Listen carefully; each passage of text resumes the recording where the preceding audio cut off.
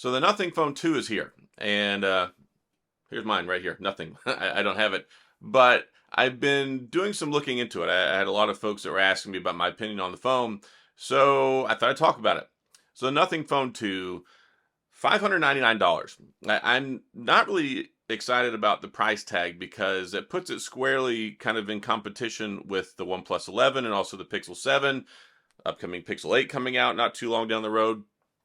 And I just a little disappointed because the whole thing with the Nothing Phone 1, it was disruptive, the price was low, maybe it made it more exotic because it wasn't available here in the US and people wanted it because it's made by Carl Pei and people really like what he does, especially what he did previously with OnePlus. So I think there was a lot of sentiment and hype built up behind this phone that people maybe expected it to be kind of on that same trend, but in reality, it looks more like they pulled what OnePlus did with like the OnePlus 9 when they tried to sell it for basically the same price as the Samsung, and like, ta-da, our phone is $1,000 now.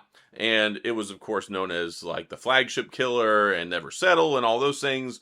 And when you take a look at the Nothing Phone 2, it's a lot of like last year's parts that they're selling kind of on the hype of last year's phone with the cool lights on the back, if you want cool lights. So when you take a look at what's under the hood, we had the Snapdragon 778G with the Nothing Phone 1, and then now bumping up to the big boy pants. It's funny because they call it a mid-range phone, which I guess elements of it are a mid-range phone. But technically, when you look at the chip, it's got the Snapdragon 8 Plus Generation 1, which is the same as the end-of-year flagships last year. It's got the same chip as the Z Fold 4. So it's no slouch by any stretch of the imagination. And kind of like the mantra and a lot of the stuff that Nothing held out their phone to be is like disruptive, experience, kind of more important for the experience and the chip. But I guess when you're using a Snapdragon 778, you really need to try and be like, no, it's about the experience. It's not about the hardware. So the frame, the design fundamentally pretty much looks the same, kind of see-through. It has extra LED lights on the back this time. You can assign them to different contacts, have different patterns and things. It's neat. I'm interested in the phone. I think that it's cool, but whenever I saw it and I was taking a look at like the specs and the pricing and stuff, it would just really kind of made me step back when I saw $599, because right now you can get the OnePlus 11 for $599 and you can get the Pixel 7 right now for $499. And granted, we have this sales stuff going on right now. Maybe the price goes back up. I don't know. But when you compare apples to apples, or oranges, or pun intended in the iPhone world there, if I were to put a Nothing Phone 2 next to OnePlus 11, I'm going OnePlus 11 every day of the week. So the biggest thing for me is the Snapdragon 8 Generation 2. And I've talked about it for months. I've talked about it since the beginning of this year. I was super excited because the first phone that I got with the Snapdragon 8 Generation 2 was the OnePlus 11. And I really love that phone. I don't have mine anymore. I gave it to somebody to help them out. But yeah, I just recently made a video a couple weeks ago about it. I love the OnePlus 11. I think they did a lot of stuff right. And of course, it's got an Oxygen OS, Android 13. You got the big 5,000 milliamp battery, 80-watt charger in the box. And you also get great things like Quad HD Plus. You get 3 cameras, the Hasselblad cooperation. And there's other cool things. You can record 8K video. It's a good phone. I really like the OnePlus 11. And I think when it came out, it really set the standard high for what we expected. Of course, it was $699 when it first came out, which I thought was a very fair price.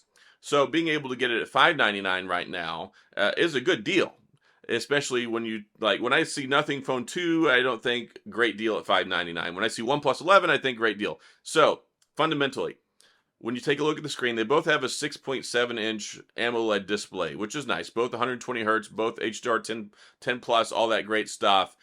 The OnePlus 11, I believe, has Dolby Vision, and the Nothing Phone, I don't believe, does. But the Nothing Phone actually has a slightly higher peak in its brightness, so that's nice too. But big change here. So you look at the Nothing Phone, actually, I believe, has a 4,700 milliamp battery versus the 5,000 milliamp battery in the OnePlus. Then you look at the screen. The resolution, if you take a look at the Nothing Phone 2, it has a 1080p display as opposed to the OnePlus 11, which has Quad HD Plus. If you care about that, fine. I mean, one way or the other. I mean, they both look nice, but Quad HD Plus is what I want, especially if I'm paying that kind of money for it. Another thing you'll notice on the back of the phone. So the OnePlus 11 has 3 cameras. The Nothing Phone 2 has 2 cameras. And, well, that's kind of sucky because I like having the telephoto, right? And I think kind of around $600, it'd be nice to have a telephoto lens. So the primary camera on both is a 50 megapixel camera. That's nice. And then you look at the ultra wide, the Nothing Phone 2 actually carried over the same ultra wide camera from last year. It's not new. There is a new sensor for the primary one, but both have 50 megapixel camera, and both of them have a 32 megapixel selfie camera limited to 1080p at 30 frames per second, which I'll ding that all day long. It's just one of those stupid things we get from these Chinese phone manufacturers where there's no 4K.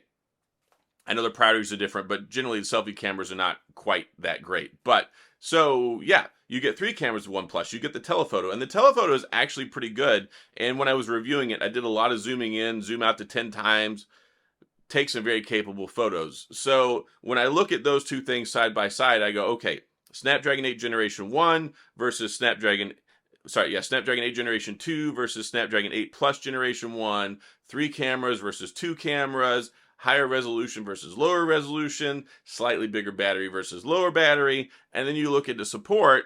Well, Nothing offers 3 years of operating system updates, 4 years of security patches, but when we got the OnePlus 11, OnePlus elevated that up to 4 years of operating system updates and 5 years of security patches. So, considering you can get both of them for the same price right now, it's a no-brainer for me to go OnePlus. Better camera setup, more capable cameras. Also, if you care, you can shoot 8K video. You can't shoot 8K video with the Nothing Phone. I don't shoot 8K video, so this is not like I'm like, oh, go buy the OnePlus because it shoots 8K. Like, literally, I think most people don't care. But yeah, the other things do matter to me because higher resolution on the screen, you get a bigger battery, you get a charger in the box. It's also rated at 80 watts. I believe the Nothing Phone is rated like 45 watts, which is fine. That's not that big of a deal. But the fact that you actually get the charger in the box with the OnePlus, and it's a higher rated charger than what you can do anyway. I mean, it's 80 watts. That gets you recharged halfway in like 30 minutes. That's really nice. Or is it 15 minutes you get halfway? Either way, you know what I mean. It charges really darn fast. So there's a lot of things there that really make the OnePlus stand out at this price point. I really think the Nothing Phone 2 should have come in about $449, $499. Is that possible? I don't even know. I mean, it does have wireless charging, which is nice. Some people like wireless charging. The OnePlus doesn't have that, so I will give them that. They also have reverse wireless charging. So those are nice things, but when you have 80-watt charging and you can recharge your phone halfway in like 15 minutes with the OnePlus, that's kind of a nice thing, right? I don't even think about wireless charging. It really is kind of a secondary consideration for me. And then also, you have to look at other mid-tier pricing. You can get the Pixel 7 for $499 right now. Pixel 7 for $499 is a really good phone. And of course, you've got the legendary camera setup whenever it comes to Pixel. Yes, it's 2 cameras, but if I'm going to go 2 cameras, I'm definitely going with Google instead of Nothing whenever it comes to the photo business. And of course, you also get the stock Android experience and you get all the great features, all the software features you get that come along with Google. So I just think that Nothing, I think they pulled a OnePlus. And it took OnePlus a long time to pull a OnePlus. They were like low price, flagship killer, never settle, all these cool new things. And then bam, they charge more money. And then you can only get the base model in the black color. That's $599. If you want to get the white color, it does bump the RAM up to 12 gigabytes instead of 8, but it's $699. So that's another thing. And also, if you take a look at the storage, with the OnePlus 11, you get UFS 4, as opposed to the Nothing Phone, you get UFS 3.1, which it does matter. It's faster, it's noticeable, it does help out with efficiency when you're using your phone all the time and transmitting, like reading and writing data. Now, in fairness, the OnePlus 11 base model has UFS 3.1. When you bump it up, you get the 4, but it is capable. And also, if you bump it up and pay the extra $100, you get 16 gigs of RAM instead of 12, which is what you get in the Nothing Phone. So across the board, there's just a lot of features, a lot of things that I think, I just feel like we're getting last year's phone for this year's mid-tier pricing. And I really hate saying mid-tier because it is last year's flagship chip, right? It's not like it's a slouch. It's not a 7 series. And I think that's good for Nothing. I really hate using the word Nothing with this, but when you take a look at the phone brand as being an independent brand, they talk about the experience, and the experience, everybody that I talk to is like, oh, I love the experience. It feels special. They added some cool widget stuff. And from what I'm seeing on the Nothing Phone 2, largely it looks like a good phone. So if you have to say, okay, look at the experience, is that worth the extra money? Is that worth the extra amount that they're charging for using a little bit more dated hardware, but trying to compete with, like, let's say OnePlus? And it's funny because Carl Pei used to be with OnePlus and got a whole bunch of OnePlus employees going over to Nothing. So it feels like maybe this is the one minus company, right? I mean, not trying to put anything negative against it. It looks like a fun phone. And if there's anything that we need in this market, it's more fun phones. I like the competition. They've made some steps in the right direction. It's available here in the US this time as opposed to last time. And I think a lot of that had to do with pricing because, of course, you got to pay the extra premium pricing to get it here in the US. So, I mean, there's reasons that are understandable for the price going up. And $599 is not necessarily bad. But if I can get all the other stuff I talked about in the OnePlus 11, or if I can get a Google Pixel 7 for $100 less, then yeah, probably those are routes I'm going to go, especially when you've got carrier financing. You can get them on carrier store shelves and things like that. That carries a lot of weight.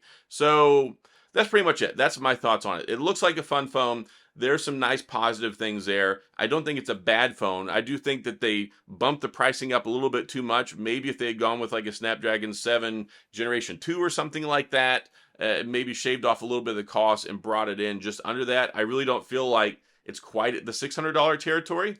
I wouldn't spend my money on that. And I don't know. This is kind of my thoughts on it. But I am a big OnePlus 11 fan. And I think that OnePlus did a fantastic job with it. It's nice with the competitive pricing. And that's something we'll see more of here at the mid-tier market, right? We're going to see more of these $400, $500, $600 phones. And I mean, definitely I would buy the Nothing phone too over like the Samsung Galaxy A54 because I really am not impressed with that phone, right?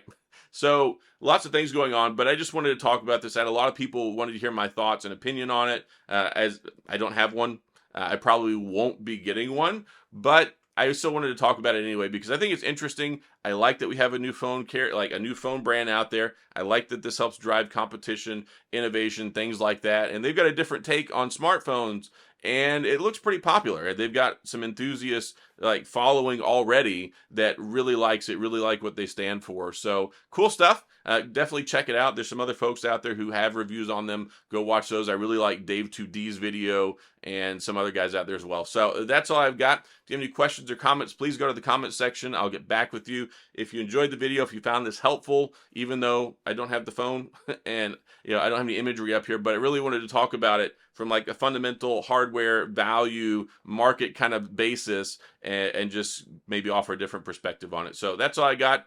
Again, if you enjoyed it, hit the like and the subscribe button, little notification bell. Of course, if you want updates when new videos come out. And as always, thanks for being here. I appreciate you watching, and I'll see you guys next time.